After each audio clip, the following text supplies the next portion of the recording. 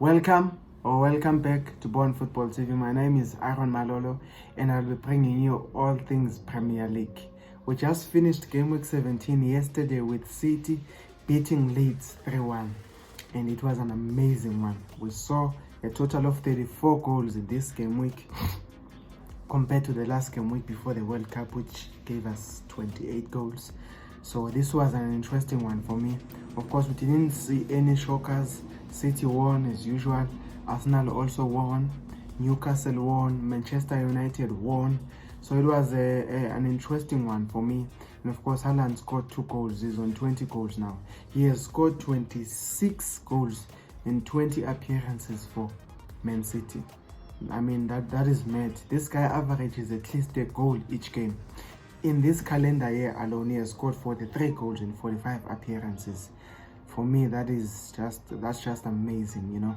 But of course, that's not our topic for today. Our topic is Arsenal. You know what they say, that when you're at the top, you become the topic. Yep, today's topic is Arsenal. That's it. That's the topic. Like they always say that's the tweet. But for this one, that's the topic, Arsenal. We want to look into Arsenal's next 5 games. For me, these next 5 games are going to be a test of endurance, perseverance, test of character. Really, if they want to win the league, what they are going to do in these next 5 games is very important. It's going to sort of like cement some other important aspects in their journey to winning the league. Of course, Arsenal have won 8 games in their last 10 appearances in the league, keeping 5 clean sheets. They won 8, drew 1 and lost 1, and that was against, you won't believe it, that was against United. Yep. Arsenal had won 5 games prior to playing United, and when they came to United beat them 3-1, which of course many people were shocked, but also props to Erik ten Hag, who really studied how Arsenal play, and it beat them at their own game. You know, if you look at the statistics of that game, Arsenal had everything, but Erik ten Hag was just coming up with a counter, you know, to beat Arsenal at their own game. I mean, to even beat them 3-1, that was the highest that Arsenal have considered this season. So props to Erik ten Hag for that. Arsenal have kept 5 clean sheets in their last 10 games, as I've mentioned before. So for me, their next 5 games are really important. You know, the next game they're playing on the last day of 2022, they're playing Brighton.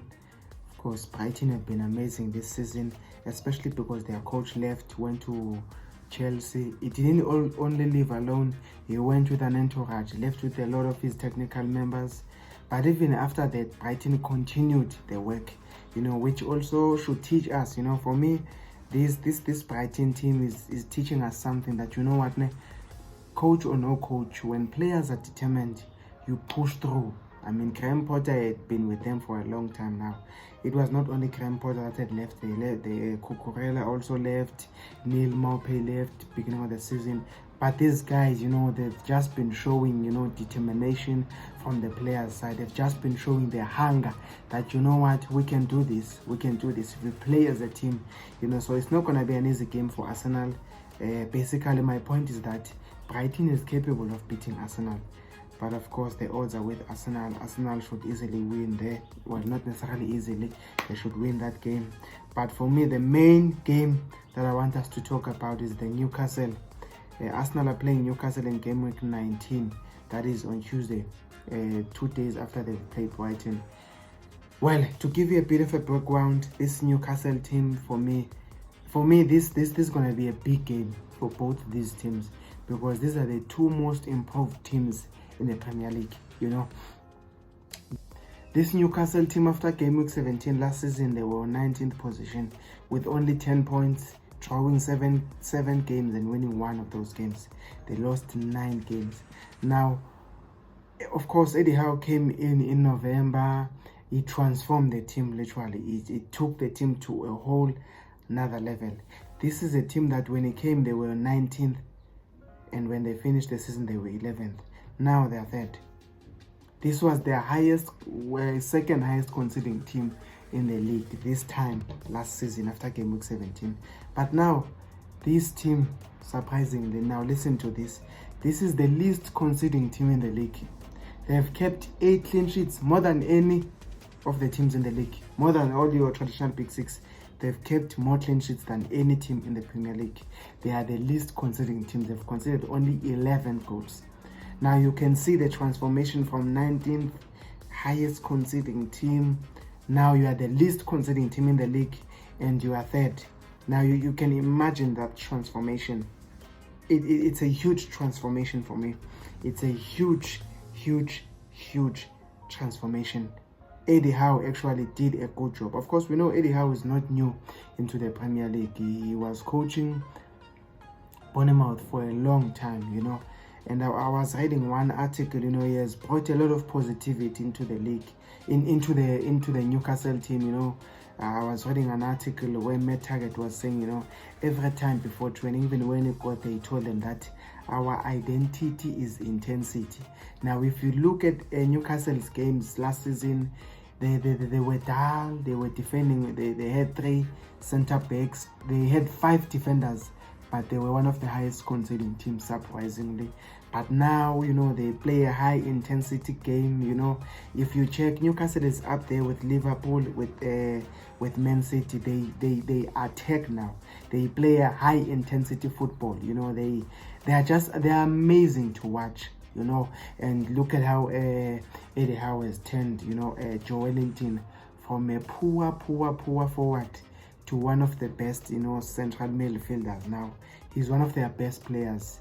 Joe Wellington, Bruno Guimaraes, Almiron, Trippier, you know, Chris Wood, Nick Pope. You know, Newcastle is just amazing, you know.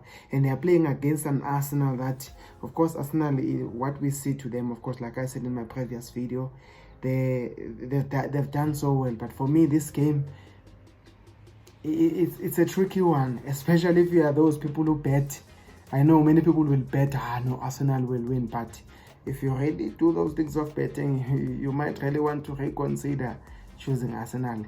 Because for me, Newcastle is as capable of beating Arsenal as Man United did. Because Man United beat Arsenal, but the same Man United drew with Newcastle. So this is a team actually for me that of course City will be supporting, because City want Arsenal to lose. This is a team that can actually beat Arsenal. They are capable. They're capable, especially because you don't make mistakes playing against this team. You make a mistake, they are there to punish you. They will punish you. Almiron will be there to punish you. Joe Wellington will be there. They will punish you. So for me, this is a really big game for Arsenal. Also a big game for Newcastle, you know. So it's going to be a clash of the 2 most improved teams in the Premier League from my own point of view. So, but for this one, if I have to choose, I think I'll go with Newcastle. I think I'll go with Newcastle 2-1. 2-1 to Newcastle. I think Arsenal will lose this one. This will be one of their losses also. Of course, Newcastle and Arsenal have only lost 1 game, both of them. Newcastle lost against Liverpool 2-1. It was a close one. Arsenal, of course, as I said earlier, they lost against Man U. So this is a big game for Mikel Arteta and Eddie Howe. It's gonna be a showdown. And then after that, Arsenal is playing Tottenham. Yeah, they've already beat Tottenham.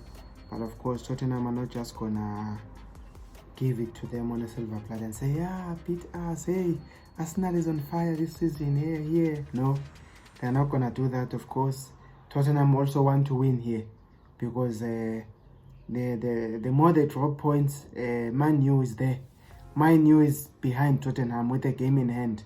They are 1 point behind Tottenham with a game in hand. So Tottenham, of course, will not want to lose. And after the Tottenham game, they are playing Man U. Man U, they've already beat them. Of course, Mikel Arteta will not want to be beaten twice. Man U would want to prove a point that, yeah, we know you guys are winning everywhere, but when you come to us, we want to beat you. So that's also going to be another one. And then after that, they are playing Everton in their first game in February. So for me, these next 4 games, the Brighton, the Newcastle, the Tottenham, the Man U, is going to be a test of character, test of endurance.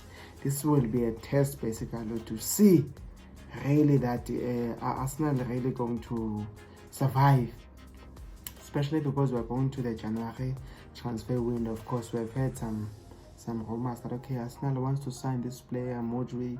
They want to sign this one. They want to sign this one. So we want to see how Arsenal will come out of these next 5 games. Yeah, so that's it for this video. Arsenal was the topic. So if we are done with Arsenal, we're done with the video. Please don't forget to follow us on Facebook, Born Sports TV on Facebook. Talk to us, follow us there, share this video, comment, talk to me. Do you think Brighton will cause an upset, or it's gonna be an easy win? Maybe you have a different view from what I was talking about with Newcastle. Maybe you're like, this Newcastle guys, their chances, Arsenal should easily beat them. Talk to me, let me hear you. And that's it for this video. Peace.